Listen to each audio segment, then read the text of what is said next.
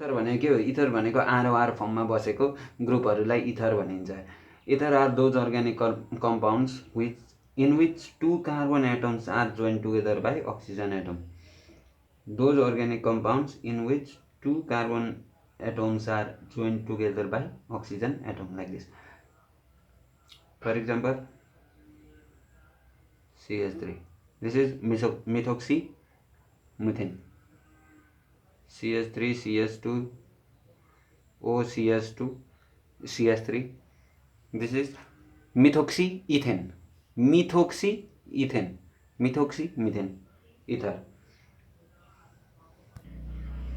Boiling point of ether is less than of alcohol.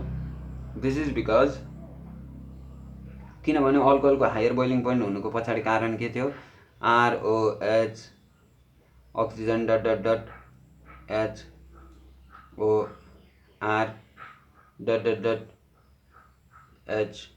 HOR intermolecular hydrogen bonding थियो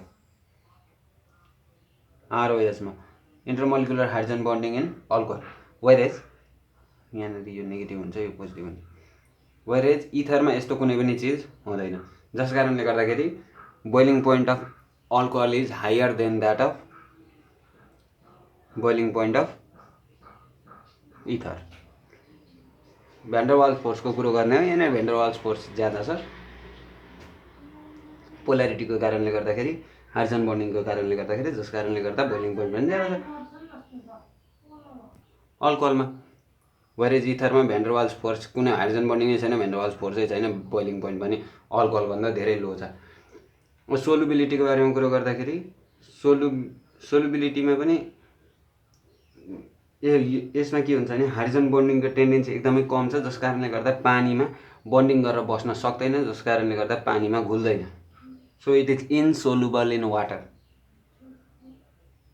as hydrogen bonding tendency is very low. अब इथरलाई इन्डस्ट्रीमा manufacture चाहिँ कसरी गर्छन् होला त? इन्डस्ट्रीमा म्यानुफ्याक्चर गर्ने एउटा मेन चिज भनेको डाइइथाइल इथर बनाउने गरिन्छ, जसमा इथेनोल प्लस इथेनोललाई H2SO4 को प्रेजेन्समा 140 डिग्री सेल्सियसमा हालेपछि डाइइथाइल इथर आउँछ। अर्थात् भन्नुको मतलब CH3CH2OH एउटा इथेनोल प्लस CH3OH CH2CH3 लाई ट्रिट गरेर यहाँबाट H2O निकालिदिन्छन्। H2O यसो चाहिँ भयो होला, या फेरि यसो भयो, जसरी भए पनि एउटा ऊ निकालिदिन्छन्, जस कारणले गर्दाखेरि यतातिर CH3CH2OCH2CH3 यसरी डाइइथाइल इथर या फिर इथोक्सी इथेन बनाउने गर्छन्। र यो सिमेट्रिकल इथर मात्रै बनाउँछ। इथेनोल र इथेनोल मिसाएर बनाउने भनेको यो इथेनोल डाइइथाइल इथर हो। र अर्को तरिका हुन्छ विलियमसन सिन्थेसिस, भेरी इम्पोर्टेन्ट।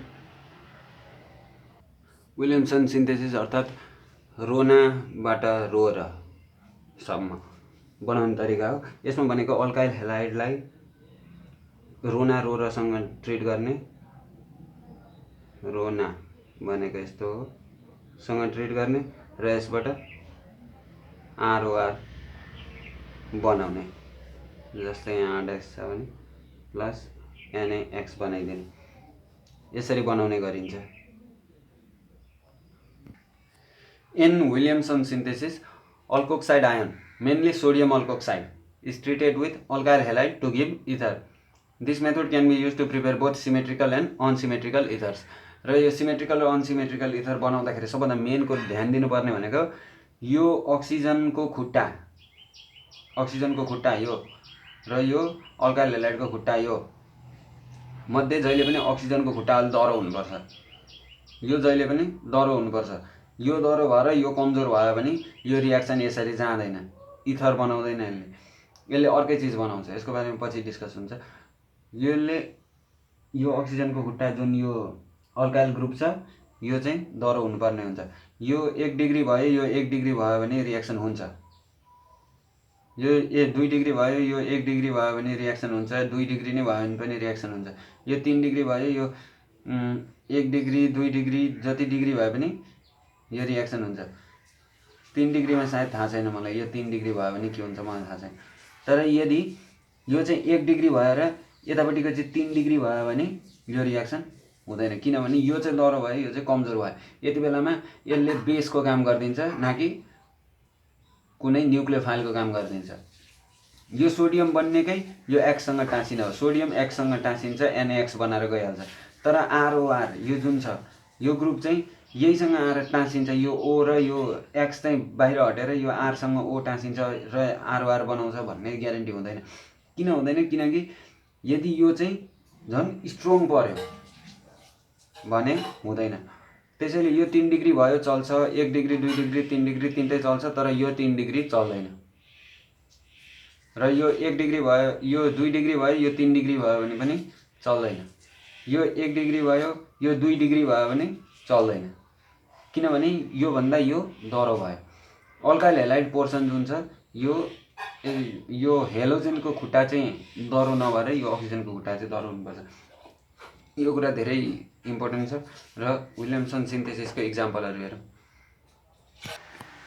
जब सोडियम मिथोक्साइड मिथाइल क्लोराइडसँग ट्रिट भयो तब methoxy methane plus sodium chloride निस्क्यो। जब सोडियम मिथोक्साइड इथाइल क्लोराइडसँग ट्रिट भयो तब मिथोक्सी इथेन बन्यो र सोडियम क्लोराइड बाई प्रोडक्टमा आयो।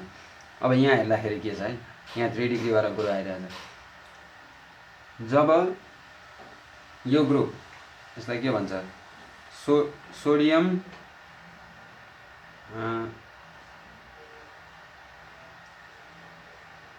1 methyl propane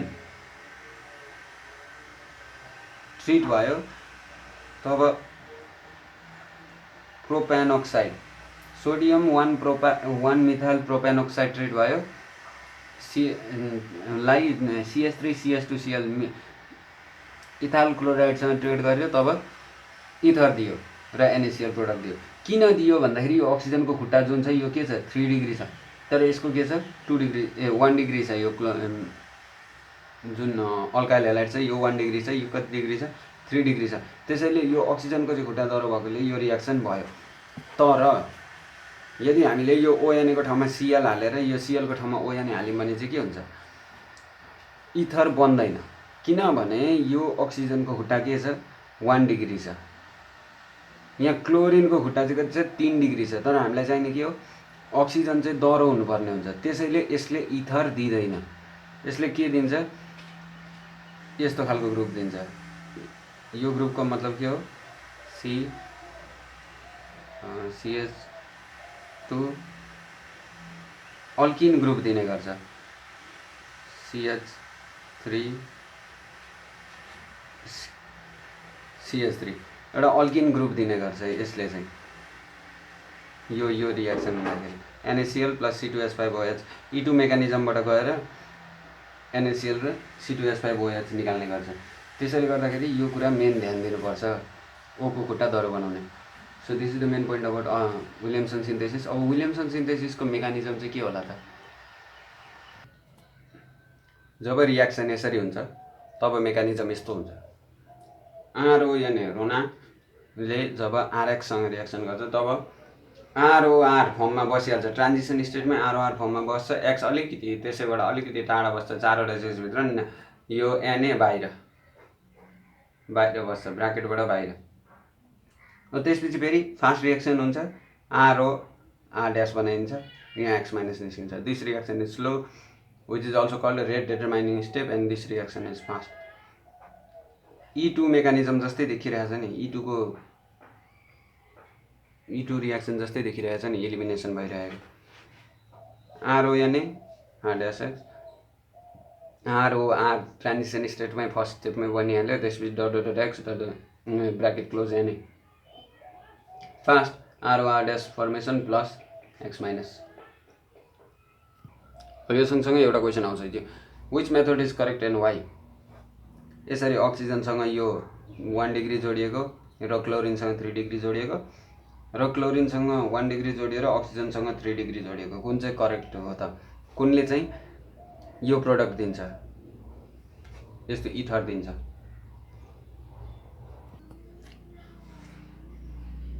The alkoxide ion not only acts as nucleophile but also acts as strong base. Strong base भन्नाले के बुझिन्छ, हाइड्रोजनलाई बोकेर हिँड्दिने, न कि न्युक्लियोफाइल भनेको कतै कहीँ न्युक्लियोफाइल निस्क्यो भने त्यहाँ गएर टाँसिने चिजलाई न्युक्लियोफाइल भन्छौँ भने, अब बेस भनेको के हो त, हाइड्रोजनलाई मात्रै तान्ने चिजलाई बेस भनिन्छ। So in case of 3 degree butyl chloride the sodium ethoxide combination, ethoxide ion better acts as base, this acts as base then nucleophile and gives elimination product as alkene, elimination product निकालिदिन्छ alkene, जसले चाहिँ E2 mechanism अनुसार काम गरेको हुन्छ। E2 mechanism अनुसार कसरी, यो भयो CH3 CH2 O माइनसमा ब्रेकडाउन भयो प्लस Na प्लसमा ब्रेकडाउन भयो अरे भने के हुन्छ, यो Na त यो Clसँग कम्बाइन हुनलाई बनिएको हो, यसको भविष्य नै Clसँग छ। अब यो चाहिँ यो O माइनस चाहिँ गएर यो कार्बनसँग Clले छोडेपछि कार्बनसँग टाँसिनु पर्ने हो इथर बनाउनको लागि, O आएर यहाँ टाँसिनु पर्ने हो। तर के हुन्छ यहाँनिर यो CH2 जुन बसेको हुन्छ, यो अक्सिजनले चाहिँ यो पुरै यो कार्बन यो कार्बन यो कार्बन यो कार्बन अनि यसका 3टा हाइड्रोजनलाई बोक्न सक्दैन, जसको कारणले गर्दाखेरि यो अक्सिजनले यो हाइड्रोजनलाई मात्रै बोकिदिन्छ र एउटा स्ट्रङ बेसको काम चाहिँ गरिदिन्छ र लास्टमा गएर प्रोडक्ट के बनाइदिने काम गर्छ त, C3H CH3 CH2OH CH3 CH2OH बनाइदिने चाहिँ काम गर्छ, अर्थात् इथाइल अल्कोहल बनाइदिन्छ। र यसबाट प्रोडक्ट निकाल्नु पर्ने हामीलाई इथर हुन्थ्यो भने इथाइल अल्कोहल चाहिँ बनाइदिन्छ, जसको कारणले गर्दाखेरि this reaction do not give ether. यो अक्सिजनको खुट्टा दह्रो हुनुपर्छ, न कि क्लोरिनको खुट्टा दह्रो हुने हो।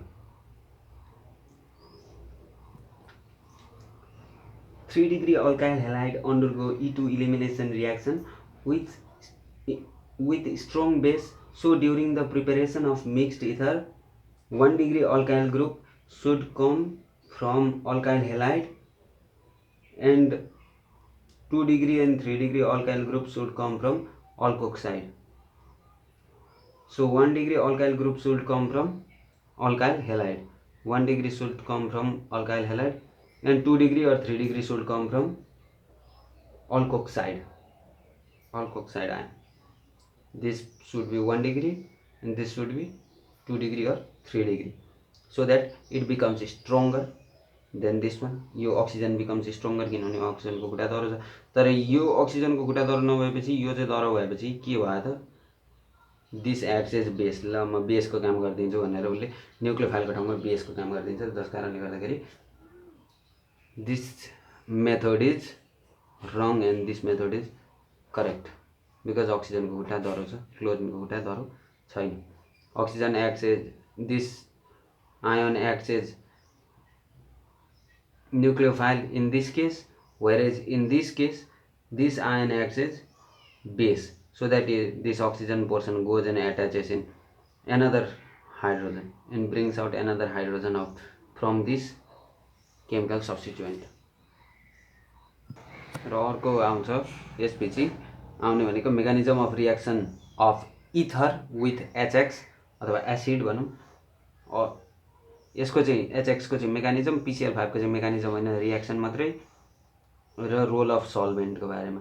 PCl5 को रियाक्सन मात्रै कस्तो हुन्छ भने ROR- प्लस PCl5 हाल्यौँ भने यसबाट RCl plus R-Cl plus POCl3 यसरी अल्काइल क्लोराइड बनाइदिने गर्छ। यति नै हो PCl5 को बारेमा अब गएर पढ्नुपर्ने। र रियाक्सन विथ HX को मेकानिजम पनि छ। यसबाट कसरी अल्कोहल साथसाथै अल्काइल हेलाइड लगातार बनाउन मिल्छ HX को मद्दतले। अल्कोहल फर्स्ट स्टेपमा अल्कोहल, फर्स्टमा अल्कोहल, अर्कोमा अल्काइल हेलाइड कसरी बनाउन मिल्छ त्यो पढिन्छ रियाक्सन मेकानिजम विथ HX। र अल्कोहलसम्म बनाउनेको मेकानिजम हुन्छ, यो HX सम्म बनाउनेको मेकानिजम त्यहीसँग अल्कोहल सँगसँगै मिसिएर आउँछ। यो भयो अर्को रोल अफ सल्भेन्ट।